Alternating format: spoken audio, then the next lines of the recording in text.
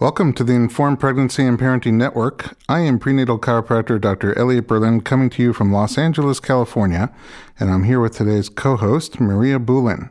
Maria is a local birth and postpartum doula, and she created an eco-friendly travel show called Go Live Give with producer Kimberly Miller, and uses green living principles in her home and lifestyle. Welcome. Hello, doctor. Tell me more about Go Live Give.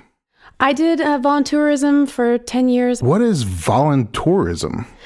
Well, as far as Go Live Give goes, it's about treading lightly and having a light footprint when you travel, meaning staying at eco-friendly hotels, helping you connect with eco-friendly hotels to stay at, shopping that can be eco-friendly, and also how to give back and do a short-term volunteer excursion whatever city you go in. Right now we have an episode in Los Angeles, one in Hawaii, and it's about really just not having a whole volunteerist vacation necessarily, because not everyone can spend a month or a few weeks in a destination, but even short-term things you can do, like a beach cleanup in different cities to give back and not just consume when you're on vacation. How long did you spend in Hawaii? We were there during the Kukua Festival that Jack Johnson does, and that was awesome. We were there for about a week. It was very cool. Great. But I spent 10 years. I would like to work on this show. Yes, it's very, the concept is fun. And I spent 10 years doing vacations that were volunteer vacations. It was actually David Clemens, a man who coined the phrase volunteerist. I can't take credit for that at all. But I had already been doing that concept for a while, which is 10 years of taking my vacation, which was a month, because I was teaching at the time to give back and do short-term trips. Some were at orphanages, some were doing construction in various countries like Ethiopia, Venezuela, Haiti, and so on, Brazil. That was cool. It was with doctors and dentists going down the Rio Salimones, giving medical attention and dentistry to people on the river. And so I'm not a dentist, so I was there to help play with the kids and do face painting and things like that while they were waiting for their care or their parents to get care. So that larger concept was how I came up with Kimberly to help people just even on a very short-term basis give back as opposed to only consume on vacation. It's really special. And you can see Go Live Give at golivegive.com. We're going to check it out. Our guest today is Anna Getty. Anna is the founder of Pregnancy Awareness Month, and she's also passionate about the environment and educates the public on making greener and more holistic lifestyle choices. She sits on the board of the Environmental Working Group, which is an American environmental organization that specializes in research and advocacy in the areas of toxic chemicals, agricultural subsidies, public lands, and corporate accountability. And she's the mother of two and expecting number 3 any day. Welcome to the podcast. Thank you. So, I mean, you're I really feel honored to know you and work with you from time to time. You're such a passionate green person. This is all new to me. I didn't grow up with any of this, and I'm slowly learning. I still have a lot to learn. And every time I hang out with you, I feel like I learned something new. When did you get started in a greener lifestyle, and why? Well, it really started during the beginning of my first pregnancy, so 10 years ago. I had grown up with it. So when I was a young adult, I started working with an organic food chef. She was my boss in this catering company, and it just made so much sense to me. So you're lucky enough to have it from the beginning. Yeah, so the foundation was set. But then with my pregnancy with my daughter, I just, I opened up all my cabinets, my makeup, everything, nail polish, creams, shampoo, and then all the cleaners, of course, in my kitchen. And I just took garbage bags and just dumped it all in. I was like, this has to go, everything has to go. And the Environmental Working Group was actually kind of, a portal for me. They already had their Skin Deep database.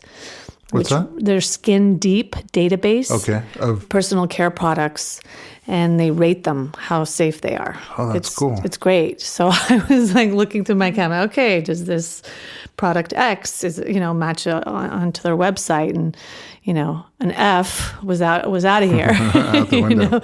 An A- could stay. Where can you find that database? EWG.org. EWG.org, Yeah. the Skin Deep database. Skin Deep I'm database. definitely going to check that out. Yeah, it's great. I'm and afraid now we to actually check that have out. one for cleaners, Okay, house for cleaners. house cleaners. That's so helpful. I was talking earlier with Maria about how it's, for somebody who doesn't know, it's so confusing, the marketing. It's you hear a chemical name and you think that must be terrible, but it's not necessarily true. And you hear other names that sound toned down, and they're just chemicals undercover. Right. So how do you navigate through? I mean, if I'm looking in my house and I want to create an environment that's safer for our babies, how do you navigate through all the different things? Like, let's start with food. What is it? I mean, not diet per se, but actual food, things that sort of look like food that aren't really food, things that are natural food. You always assume they're going to be healthy, but then you realize they're covered with chemicals. How do you clean your house up from that? Well, I mean, food is tricky because, you go out into the world and it's a crapshoot. I mean, it really is, unless you know where you're going and you have a relationship or at least a dialogue with people who own it or work there. And, anywhere you go, from all the mainstream restaurants and the chains, and I'm not even talking about fast food. I mean, you're getting GMO products, ingredients. Cisco. Yeah, you're getting Well, GMO is genetically modified genetically organisms. modified organisms, and you're getting food with pesticides, and you're getting food, things like canola oil, for example, which is often used in restaurants. And they get the worst, cheapest products, and it's all GMO and it's all pesticide laden. And so you have to start, I mean, if you can eat at home as much as possible, that's a great start. And you go to the farmers markets and you go to Whole Foods and you go to your local health food stores. It's diligence. It's a commitment. And, so many people say, well, organic is expensive. Well, so is a lot of medication. So is, seriously. so is bad health. And you enact the change by buying it, even if it is a bit more expensive, because over time, this might not mean something to everybody, but over time it will bring down the price. The more people.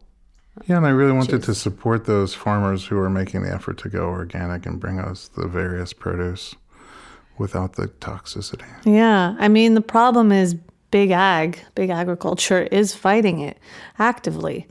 So you do have that, and they are actually purposely trying to confuse us. It's a big business. There's a lot of money there. You have to know that when you make that commitment, you're doing the best thing for your family, and you create community, and you start dialogues, and really get to know your farmer's market. I've been going to the Hollywood Farmer's Market now for 15 years.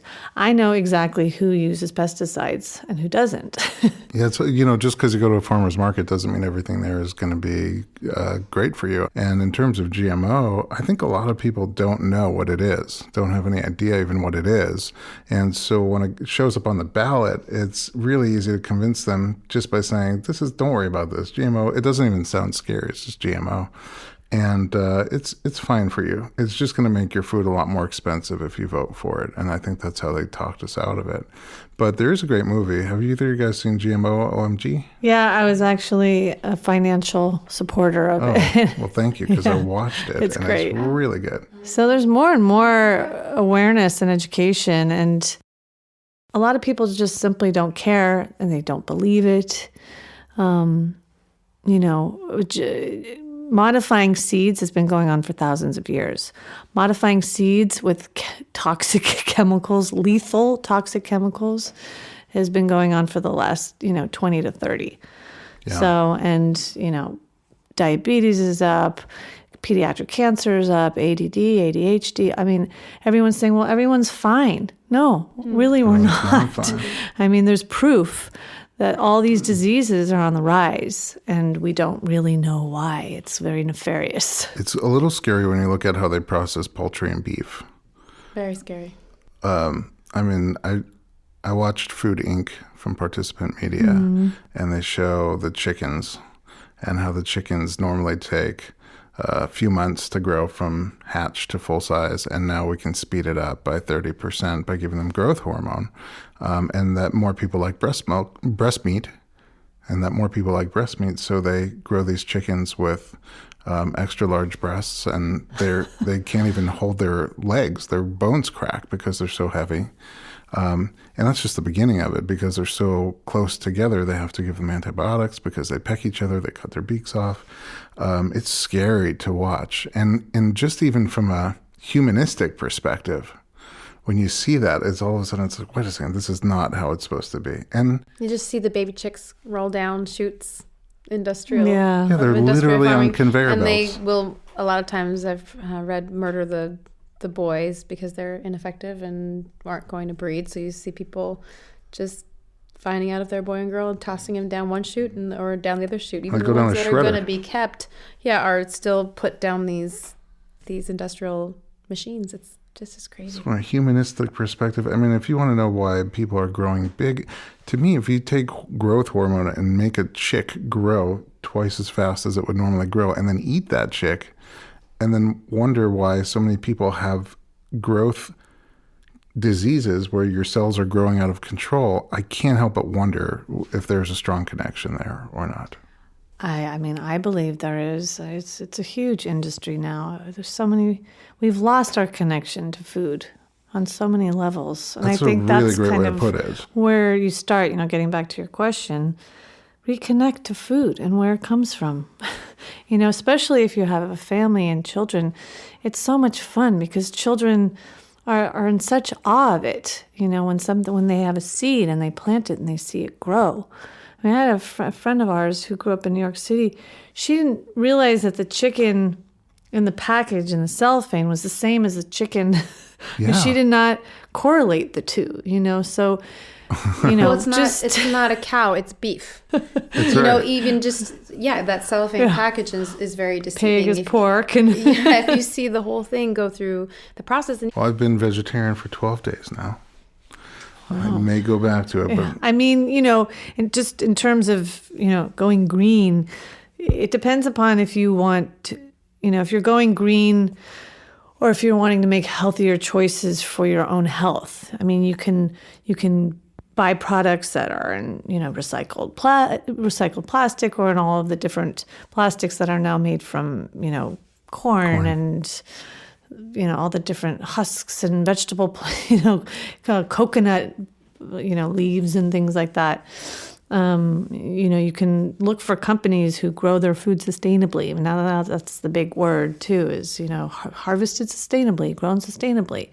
Or you can focus more biodynamic. You can focus more on the health part.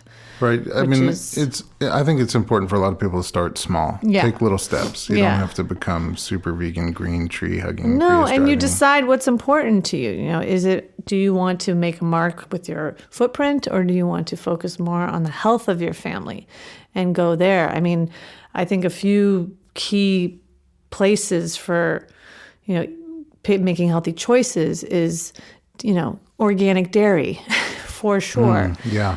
Because of what you talked about, because of the hormones.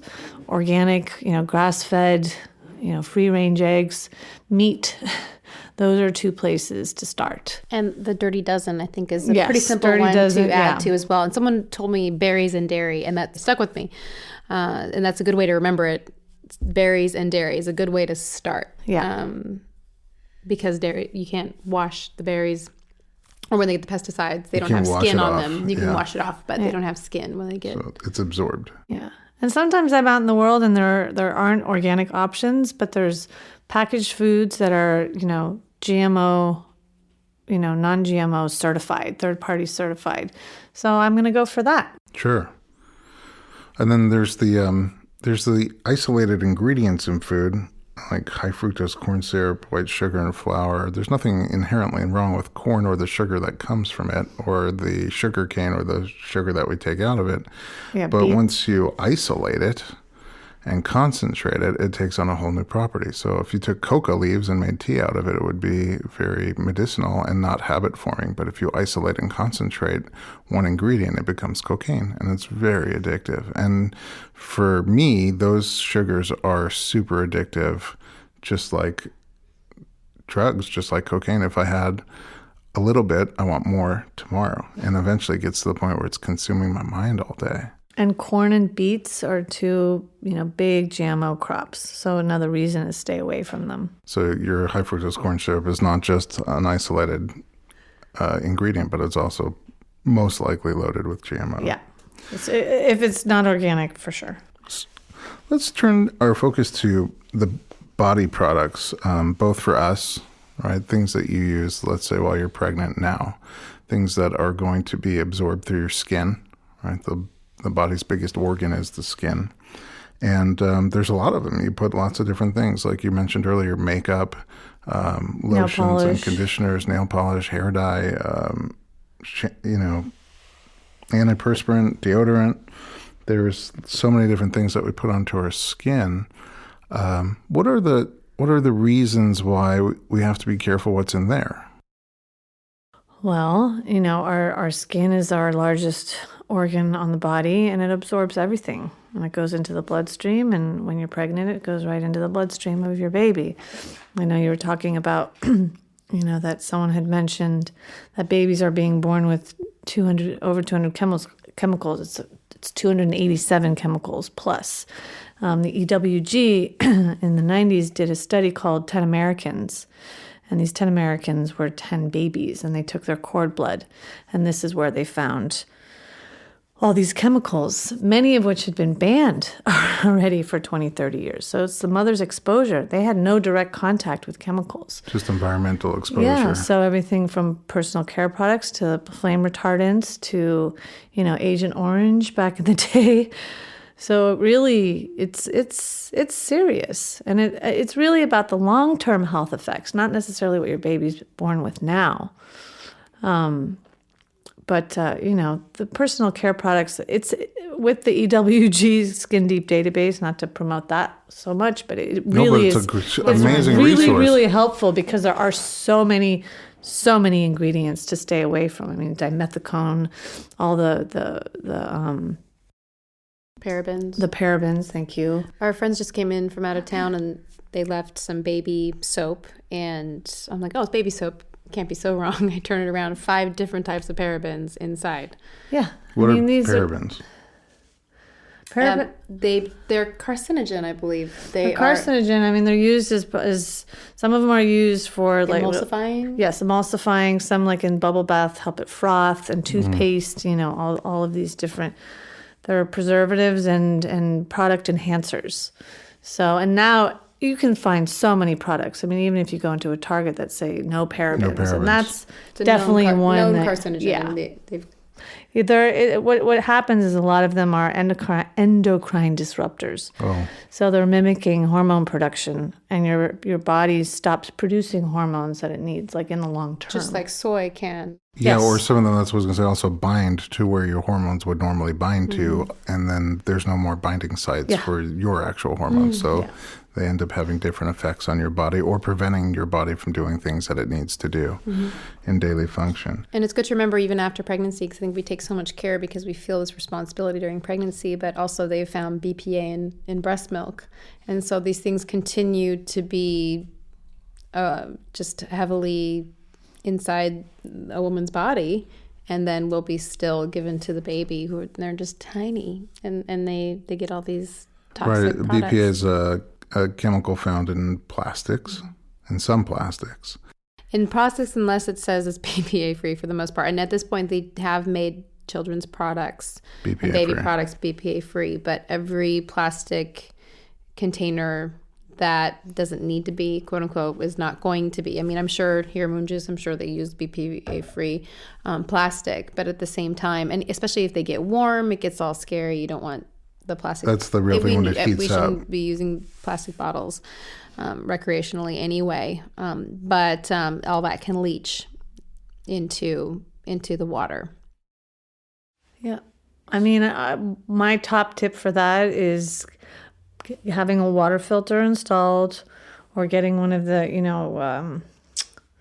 what's it called? Natural Reverse Valley osmosis? Spring or whatever. Oh, deliveries. They deliver in Deliveries, glass. and you can deliver I have it delivered in glass now. Yeah. And I have glass containers with the silicone covers on. I mean, they have so many different Non-plastic choices. And you just commit to that. And even when you travel, you put empty ones in your suitcase and you bring them with you.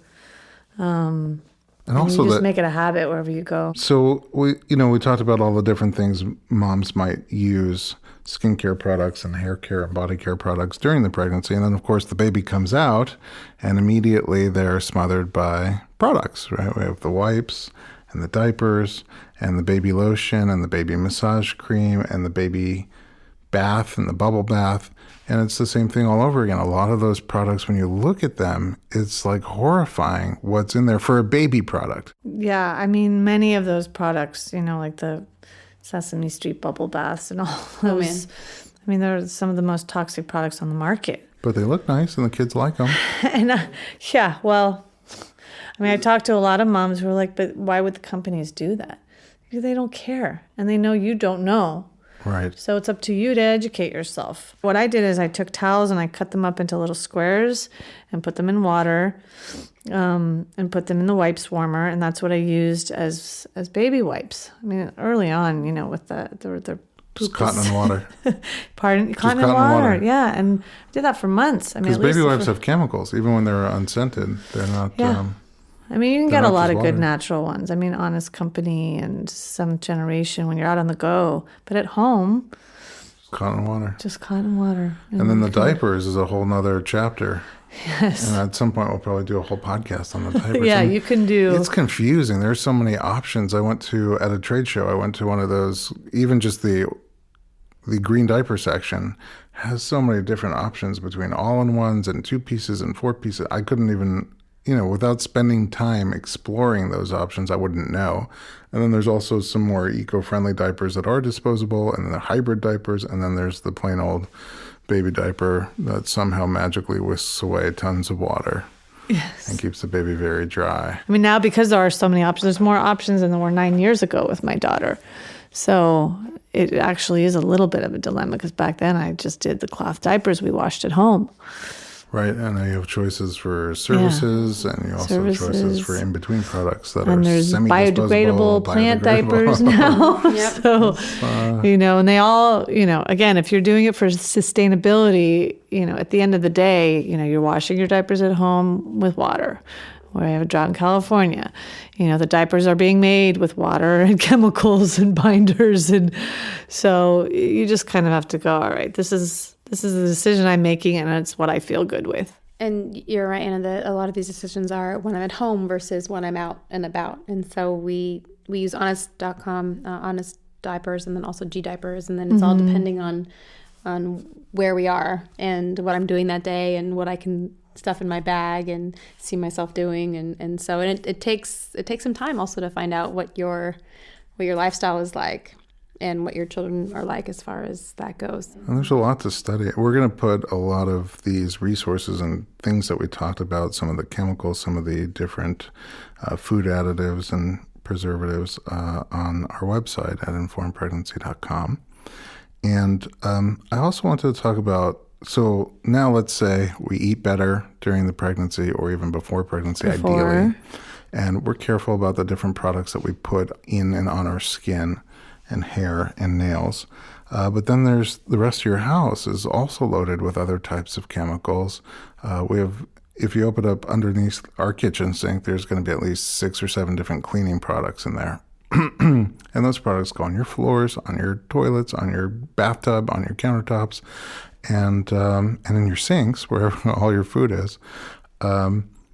Those can be loaded with different types of toxic elements as well. Yes. I mean, here, if you want to keep it super simple, vinegar. Vinegar to clean. Vinegar and water. Huge quantities now. Lemon and salt. I mean, there's these very Baking super soda. simple baking soda ingredients that our grandparents used to keep a house nice and clean.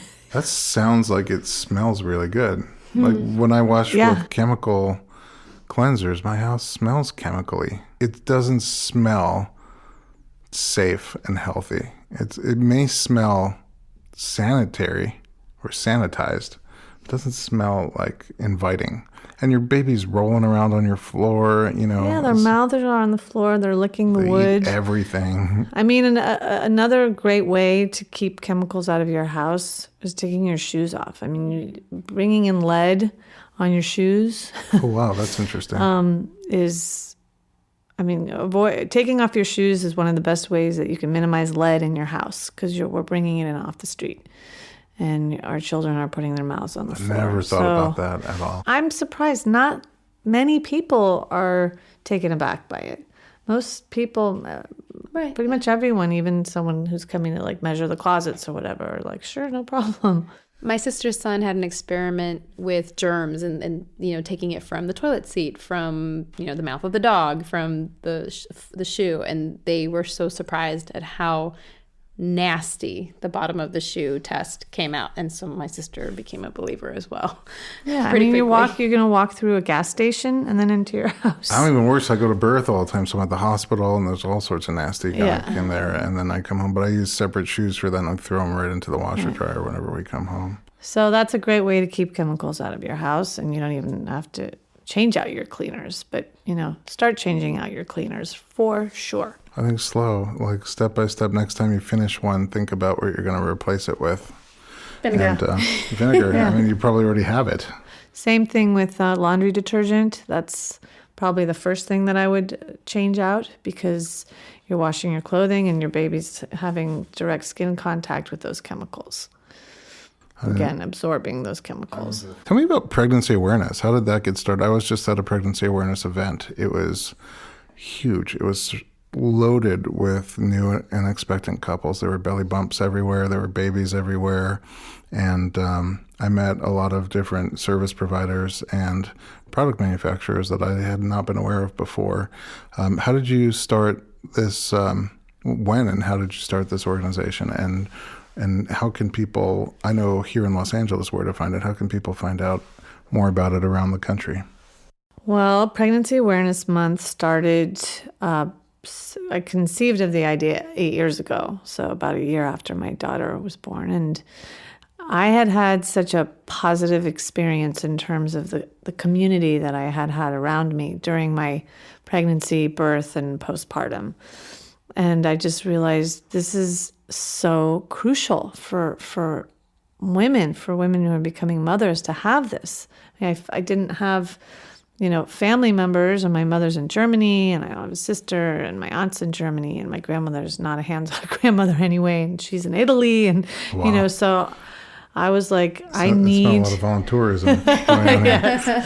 I recognized, through, I was teaching prenatal yoga at Golden Bridge, and my teacher there, Gurmukh, was like, community, these are your sisters, these are the women.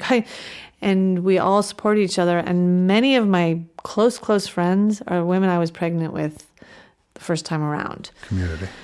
And so my friend Elisa Donner, who became the co-founder, and I were like, let's create this campaign. Let's bring more awareness to how wonderful a pregnancy can be, because there are women. We were getting emails, and I had a prenatal yoga DVD, and I'd go to my Amazon page and look at reviews, and women were writing in saying, thank God for this DVD, because I didn't have any prenatal yoga in my town.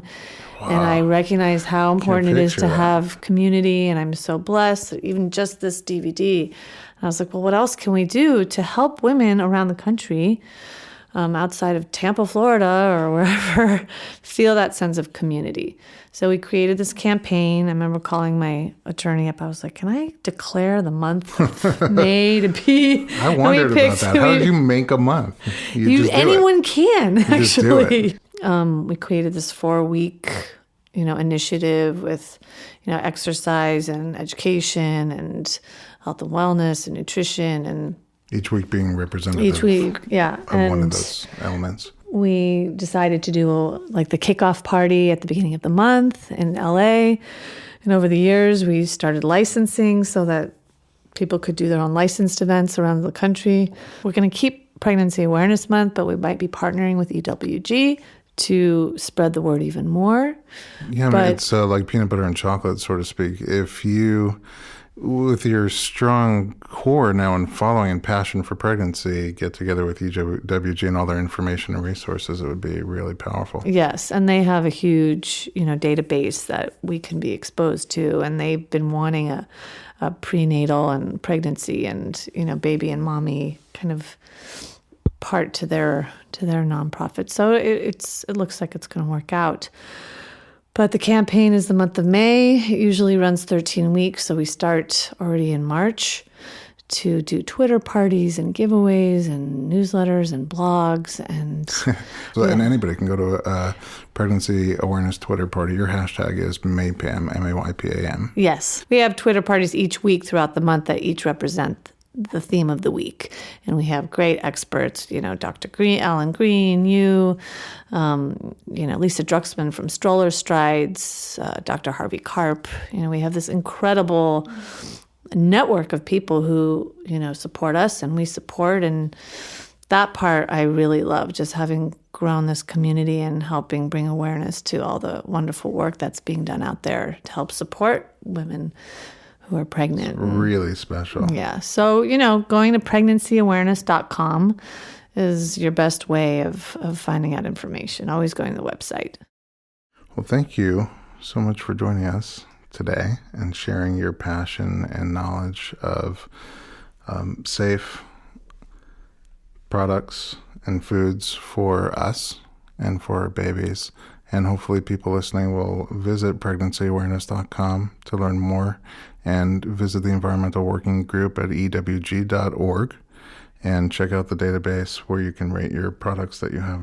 Thank you for listening to the Going Green episode of the Informed Pregnancy Podcast. For more information, links, resources, and discussion about today's topics, visit informedpregnancy.com and check out the show notes for the Going Green podcast.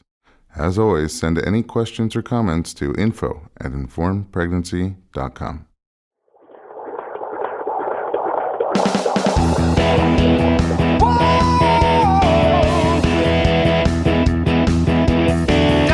Doctor, give me the news. I got a whole lot of questions for you. This kid's gonna test my will. I got a lot to learn, and my babies do.